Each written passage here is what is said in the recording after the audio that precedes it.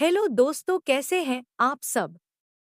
उम्मीद करती हूँ अच्छे और मस्त होंगे। प्यारे दोस्तों, आज की कहानी है स्कूल टीचर से प्यार। स्नेहपुर गांव, जहां का नाम सुनते ही एक अद्भुत शांति और प्रेम का एहसास होता था। लेकिन इस गांव की एक समस्या थी। यहाँ के बच्चे पढ़ाई के नाम से भागते थे। स्कूल में दाखिला तो होता, लेकिन स्कूल आना बच्चों को रास नहीं आता। स्कूल की हालत खराब थी। अध्यापक कक्षा में आते थे, लेकिन बच्चों का ध्यान पढ़ाई से कोसों दूर होता। गांव वालों को भी इस बात की चिंता थी, लेकिन कोई उपाय नहीं सूझ रहा था। ऐसे में एक दिन खबर आई कि नई अध्यापिका मालिनी मैडम का स्कूल में तबादला हुआ है। मालिनी मैडम की ख्याति यह थी कि वे हर जगह बच्चों से इतना स्नेह और प्यार से पढ़ाती थी कि बच्चे उनका इंतजार करते। मालिनी मैडम के स्कूल के पहले दिन का माहौल कुछ खास था। बच्चे उत्साहित नहीं थे, बल्कि शरारतों के नए तरीके सोच रहे थे। उन्हें लगा कि यह भी बाकी अध्यापकों जैसी ही होंगी, आएंगी, किताब खोलेंगी और पढ़ाने लगेंगी। परंतु मालिनी मैडम ने बच्चों को पूरी तरह से चौंका दिया। कक्षा में प्रवेश करते ही उन्होंने बच्चों से कहा, मैं आपकी मालिनी मैडम, पर आज हम पढ़ाई नहीं करेंगे। यह सुनकर बच्चों की खुशी का ठिकाना नहीं रहा। पर फिर उन्होंने आगे कहा, आज हम एक दूसरे को जानेंगे, खेल खेलेंगे और फिर सीखेंगे कि पढ़ाई भी एक खेल हो सकती है। बच्चे पहले तो हिचकिचाए, लेकिन जब मालिनी मैडम ने उन्हें कई खेल सिखाए और कहानियों के जरिए पढ़ाई के महत्व को बताया, तो बच्चों का डर धीरे धीरे कम होने लगा।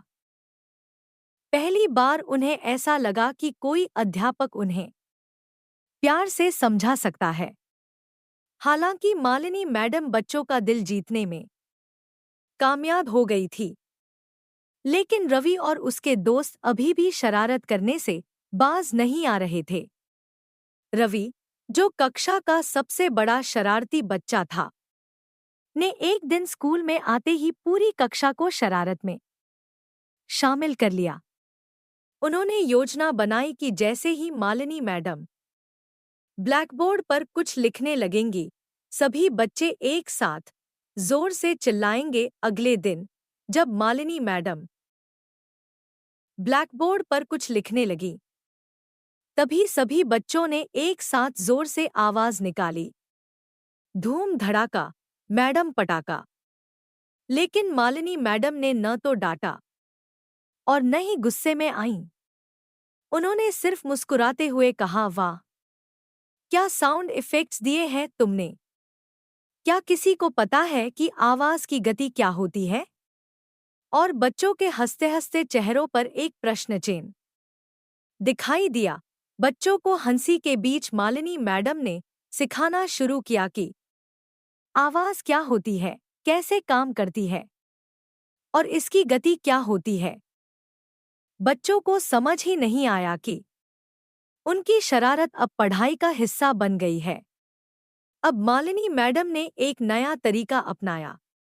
उन्होंने बच्चों से कहा, हम हर दिन एक नया खेल खेलेंगे और खेल के बीच में कुछ नया सीखेंगे। बच्चों को यह तरीका बहुत पसंद आया। एक दिन मैडम ने एक खेल शुरू किया, जिसका नाम था गणित की दौड़। बच्चों को सवालों के जवाब देने थे और हर सही जवाब पर उन्हें एक कदम आगे बढ़ने की अनुमति थी। जो बच्चा सबसे पहले सही उत्तर देकर दौड़ पूरी करता, वह विजेता होता।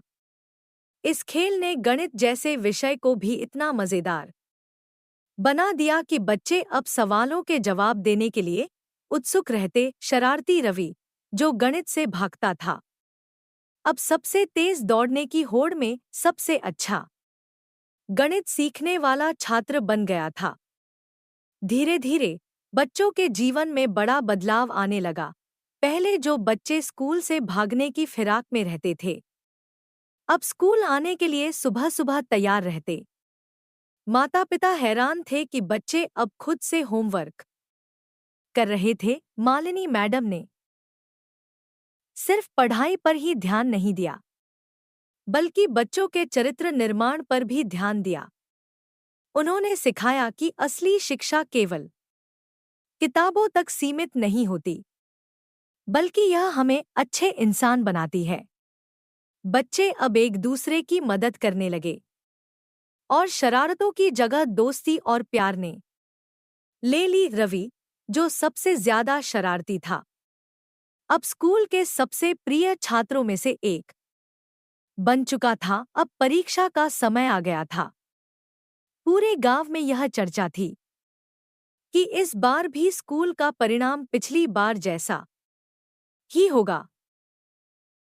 बच्चों की परीक्षा में हमेशा की तरह खराब प्रदर्शन की उम्मीद थी, लेकिन मालिनी मैडम को पूरा विश्वास था कि उनके बच्चे कुछ अलग कर दिखाएंगे।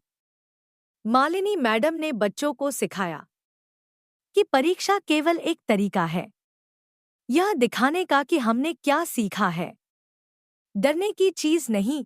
उन्होंने बच्चों की तैयारी को खेलों के माध्यम से और भी मजेदार बना दिया।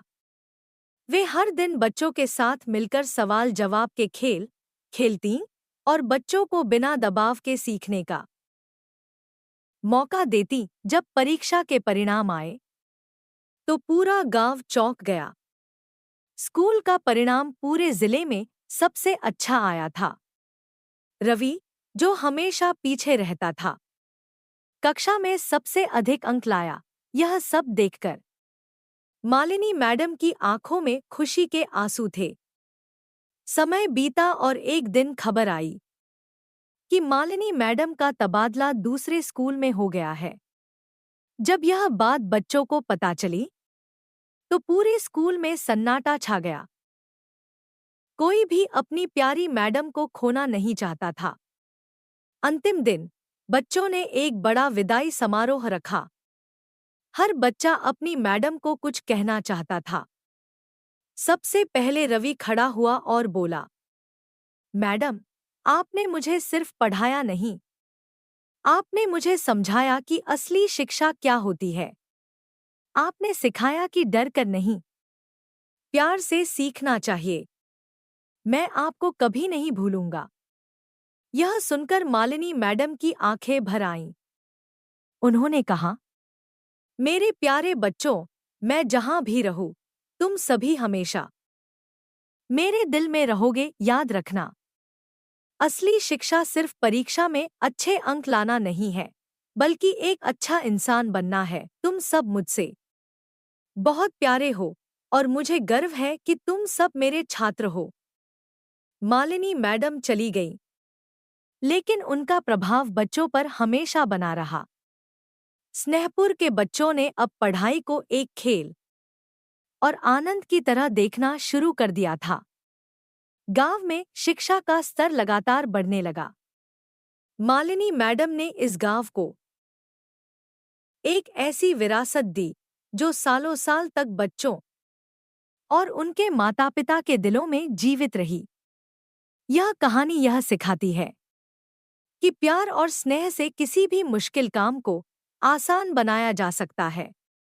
अध्यापकों का सबसे बड़ा गुण यह होता है कि वे बच्चों को केवल किताबों तक सीमित न रखें, बल्कि उन्हें जीवन की बड़ी सीख दें। मालिनी मैडम ने दिखाया कि अगर अध्यापक स्नेहपूर्ण और सहृदय हो तो वह बच्चों की दुनिया बदल सकता है। प्यारे दोस्तों, यह कहानी यहीं पर समाप्त होती है। आपको यह कहानी कैसी लगी? कमेंट बॉक्स में जरूर बताएं। अगर आपको हमारी ये कहानी पसंद आई हो तो कृपया हमारे वीडियो को लाइक, शेयर और चैनल को प्लीज सब्सक्राइब जरूर कर लें। इससे हमें मोटिवेशन मिलता है और आप तक ऐसी ही मजेदार कहानियां सबसे पहले पहुंचती रहेगी। प्यारे दोस्तों, नमस्कार।